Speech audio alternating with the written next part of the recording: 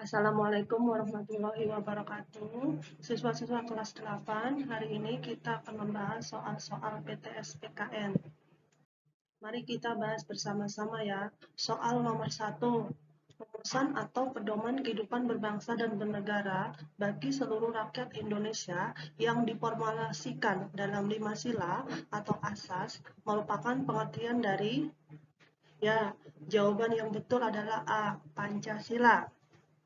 Lanjut ya ke soal nomor 2. Simbol-simbol Pancasila dilambangkan oleh mana jawaban yang betul? Ya, sila pertama ada bintang, sila kedua rantai, sila ketiga pohon beringin, sila keempat kepala banteng, dan sila kelima dilambangkan dengan padi dan kapas. Jawaban yang betul adalah A. Nomor 3.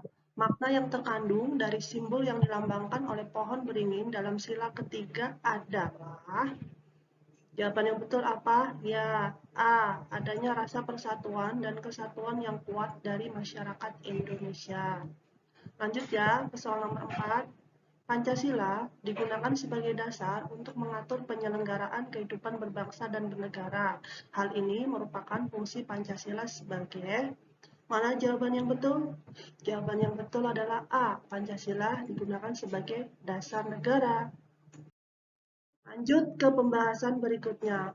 Pembahasan berikutnya adalah soal-soal yang berkaitan dengan konstitusi. Ibu akan membahasnya dalam bentuk tabel saja ya, tidak dalam bentuk soal.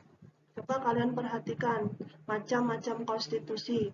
Konstitusi dibedakan menjadi dua ya, konstitusi tertulis dan konstitusi yang tidak tertulis. Sekarang kita bahas dulu konstitusi yang tertulis. Konstitusi tertulis adalah konstitusi yang dituangkan atau dituliskan dalam bentuk tulisan tertulis. Contohnya UUD 1945. Nah, UUD 1945 itu cirinya bisa dilihat, bisa dibaca, bisa dijadikan bukti legal formal. Lanjut ya ke konstitusi tidak tertulis.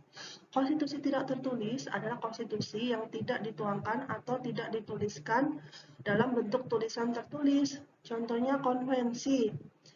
Jadi cirinya, konstitusi tidak tertulis tersebut tidak bisa dijadikan bukti legal formal dan tidak bisa dilihat dan tidak bisa dibaca. Tetapi aturan tersebut ada, tetapi tidak dibukukan atau tidak dituliskan ke dalam suatu bentuk dokumen, ke dalam bentuk dokumen. Lanjut ya ke pembahasan berikutnya. Pembahasan berikutnya ya kita tentang alinea pembukaan UUD 1945. Pembukaan UUD 1945 terdiri dari 4 alinea. Alinea pertama berisi tentang hak merdeka bagi setiap bangsa. Alinea kedua berisi tentang cita-cita negara. Alinea ketiga berisi tentang dorongan spiritual kemerdekaan. Dan alinea keempat berisi tentang tujuan negara. Bagaimanakah penjelasannya? Pada alinea pertama, itu isinya tentang bahwa kemerdekaan adalah hak setiap bangsa, makanya penjajahan tidak sesuai dengan peri kemanusiaan dan peri keadilan. Pada alinea kedua, terdapat cita-cita negara Indonesia. Cita-cita negara Indonesia ingin mewujudkan masyarakat adil dan makmur. Pada alinea ketiga, berisi bahwa kemerdekaan yang kita capai semata-mata bukan berkat perjuangan bangsa Indonesia sendiri, tetapi yang lebih penting dan lebih utama atas berkat rahmat Allah yang Maha Kuasa. Lanjut ke alinea keempat. Alinea keempat itu berisi tujuan negara Indonesia. Tujuan negara Indonesia itu ada 4. Tujuan 1, 2, 3 disebut tujuan ke dalam. Yang keempat, tujuan keluar. Tujuan ke dalam negara Indonesia yang pertama, melindungi segenap bangsa Indonesia dan seluruh tumpah darah Indonesia. Yang kedua, memajukan kesejahteraan umum. Yang ketiga, mencerdaskan kehidupan bangsa. Nah, tujuan yang keempat adalah ikut serta dalam pelaksanaan ketertiban dan perdamaian dunia. Nah, terima kasih. Sampai di sini saja ya pembahasannya. Kita lanjut lagi di video pembelajaran berikutnya. Assalamualaikum warahmatullahi wabarakatuh.